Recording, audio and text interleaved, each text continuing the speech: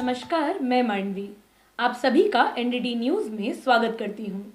एक बार फिर हम लेकर आए हैं देश और दुनिया की सही और सच्ची खबरें। तो चलिए शुरू करते हैं इस हफ्ते का राउंड अप। किसान संगठनों द्वारा आह्वान के पश्चात हजारों की संख्या में प्रदर्शनकारी इस समय दिल्ली से सटे हुए राज्यों के बॉर्डर पर हैं। 13 फरवरी को दिल्ली चलो आह्वान के रूप में शुरू हुए आंदोलन के पश्चात किसानों की केंद्र सरकार के साथ 4 बैठकें हो चुकी हैं। बातचीत में हल निकलता न देखने के बाद संगठनों ने 21 फरवरी को देश भर में किसानों द्वारा 1 दिवसीय मार्च का आह्वान किया था। इस दौरान हरियाणा और पंजाब के खनौरी बॉर्डर पर किसानों को भारी दमन का सामना करना पड़ा। आंसू गैस के गोले दागे गए, गोलीबारी भी की गई और इस गोलीबारी में एक 24 वर्षीय युवा किसान शुभकरण सिंह की मौत की दुखद सूचना सामने आई है। देश के अलग अलग राज्यों की पुलिस और केंद्र सरकार के दमनकारी रवैये के खिलाफ देश भर के किसानों और आमजन ने भारी आक्रोश है। दिल्ली के जंतर मंतर पर 23 फरवरी को छात्रों, शिक्षकों और आम नागरिकों के सामूहिक आह्वान पर शुभकरण सिंह की हत्या के जिम्मेदार पुलिस कर्मियों पर तत्काल कार्रवाई के लिए विरोध प्रदर्शन भी किया गया। प्रदर्शन में शामिल लोगों को जबरन हिरासत में लिया गया और भारी दबाव के बाद उन्हें रिहा किया गया। इस संबंध में समस्त सूचना आप तक हम पहुंचाते रहेंगे।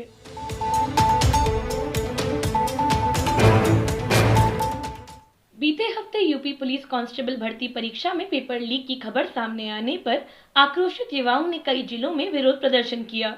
आरोप है कि परीक्षा से पहले ही आंसर की टेलीग्राम तथा व्हाट्सएप पर पहुंच गई थी। प्रदर्शनकारी कैंडिडेट्स ने बताया कि इस बार पुलिस कांस्टेबल की सिर्फ 60,000 सीटों के लिए करीब 50 लाख युवाओं ने आवेदन किया था। उन्होंने कहा कि पेपर लीक के कारण उनके भविष्य के साथ खिलवाड़ हुआ है। पेपर लीक के उपरांत उपजे आंदोलन के पीछे राज्य में बढ़ती बेरोजगारी और असंतोष साफ जाहिर हुआ है। IIM पिलानी की एक रिपोर्ट के अनुसार बीते 3 दशकों में भारत में सरकारी नौकरियों में लगभग न के बराबर बढ़ोतरी हुई। एक अन्य रिपोर्ट के अनुसार देश में 20 से 24 साल के करीब 45% युवा बेरोजगार हैं।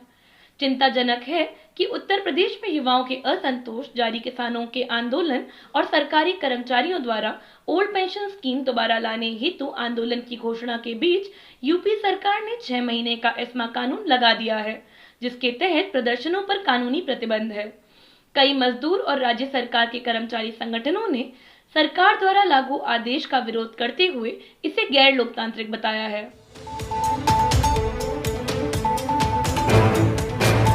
बीते सप्ताह मेक्सिको में राष्ट्रपति एंड्रेस मैनुएल लोपेज ओब्राडोर के खिलाफ लाखों की संख्या में लोग मार्च फॉर डेमोक्रेसी का नारा देते हुए चुनाव संस्थानों की स्वतंत्रता खत्म करने के खिलाफ सड़कों पर उतरे। प्रदर्शनकारियों ने आरोप लगाया कि सरकार ने बीते सालों में कई संवैधानिक बदलाव कर अपनी सरकार को सत्ता में बनाए रखने का रास्ता साफ कर दिया है। ध्यान देने की जरूरत है कि दुनिया के अलग अलग हिस्सों में लोकतंत्र पर हमले के घटनाक्रम लगातार देखने को मिल रहे हैं। सत्ता पर काबिज पार्टी द्वारा संवैधानिक संस्थानों की स्वायत्तता खत्म करने और अलोकतांत्रिक तरीकों से सत्ता हासिल करने के कई मामले सामने आए हैं। हालिया पाकिस्तान चुनाव में भी प्रधानमंत्री शहबाज शरीफ की पार्टी ने चुनाव आयोग, सेना और न्यायालय का इस्तेमाल कर सत्ता में वापसी का रास्ता साफ किया है। रावलपिंडी के चुनाव अधिकारी ने प्रेस वार्ता कर चुनावी धांधली का कबूलनामा करते हुए अपने पद से इस्तीफा दे दिया है। वहीं भारत में चंडीगढ़ मेयर चुनाव में भी धांधली का मामला सामने आया था। केंद्र में सत्ताधारी भारतीय जनता पार्टी के नेताओं द्वारा हेट स्पीच और विभाजनकारी राजनीति करने का उदाहरण सामने आया है। पश्चिम बंगाल में भाजपा नेता शुवेंदु अधिकारी द्वारा संदेशकली में आयोजित रैली को नियंत्रित करने का प्रयास कर रहे सिख पुलिसकर्मी को खालिस्तानी कहकर बदनाम किया गया। बता दें, संदेशकली में टीएमसी नेता शेख शाहजहां द्वारा यौन हिंसा और व्यापक शोषण की घटनाएं सामने आने का इलाके में व्यापक विरोध हो रहा है। आरोप लगाए जा रहे हैं कि भाजपा इस मामले के सामने आने पर इलाके में सांप्रदायिक तनाव पैदा करने और मुस्लिम विरोधी नैरेटिव खड़ा करने की कोशिश कर रही है। कहा जा रहा है कि इस मामले का राजनीतिकरण किया जा रहा है ताकि सांप्रदायिक उन्माद को हवा दी जा सके। पूरी सच्चाई सामने लाने के लिए इंडिपेंडेंट इंक्वायरी की मांग उठाई जा रही है।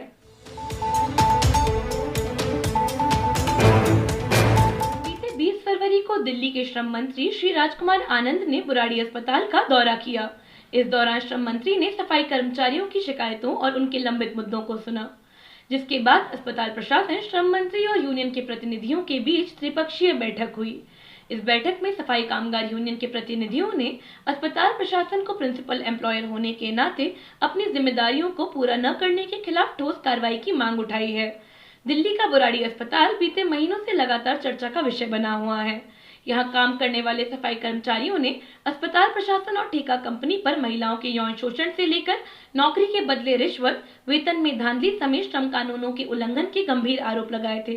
त्रिपक्षीय वार्ता के पश्चात अब देखना यह है कि श्रमिकों को न्याय मिलता है या नहीं।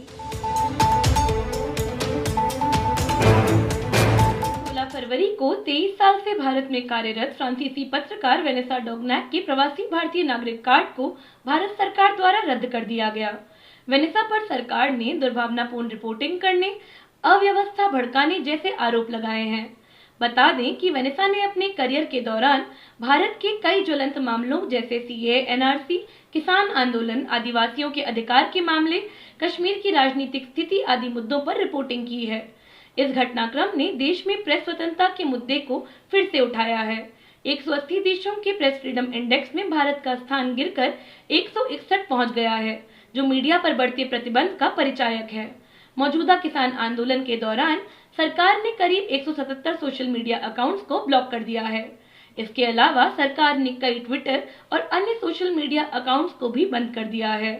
प्रेस स्वतंत्रता पर हमले और सामाजिक चेतना से परिपूर्ण खबरों को जनता तक न पहुंचने देने के सरकार के कदमों की कड़ी निंदा हो रही है।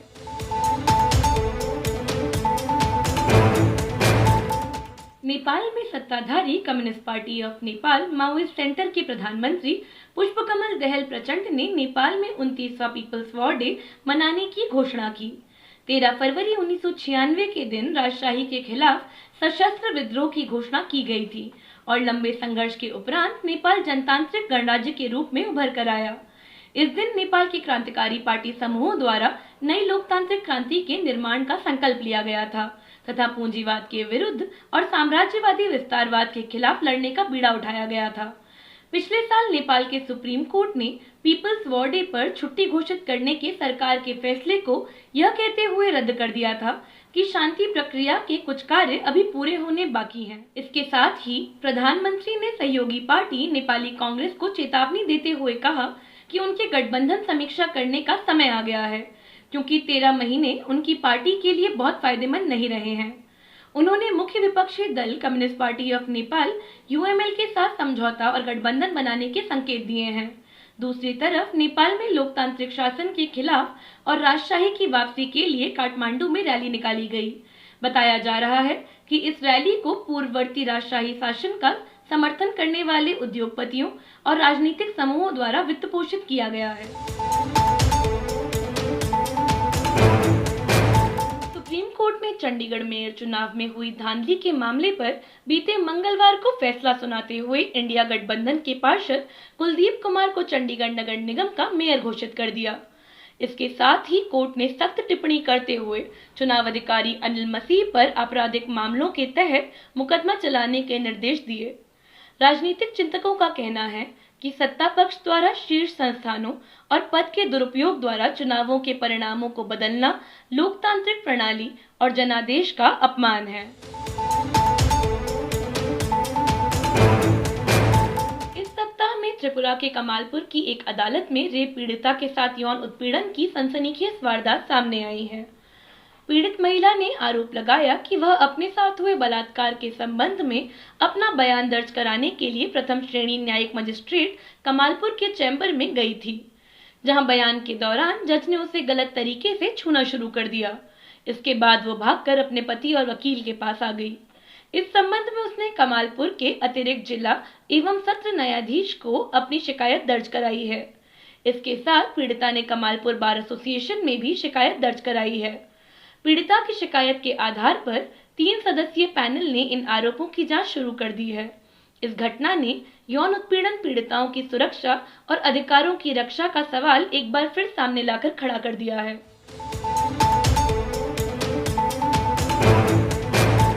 बीते सोमवार को इजरायली सेना द्वारा दक्षिणी लेबनान पर किए गए हवाई हमलों में 14 आम नागरिकों के मारे जाने की खबर सामने आई है।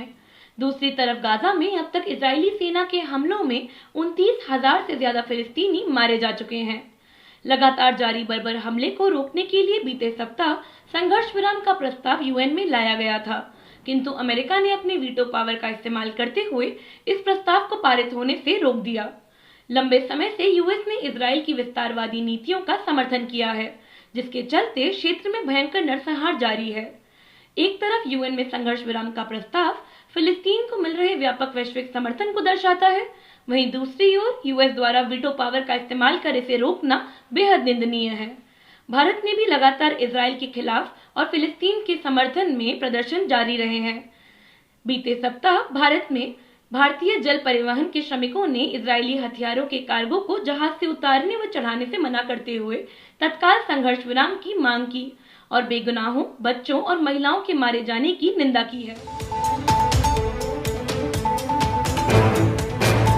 तमिलनाडु के विरुधुनगर में एक पटाखा फैक्ट्री में बीते शनिवार को भारी विस्फोट हुआ। इस हादसे में 10 मजदूरों की मौत हो गई और कई घायल हैं।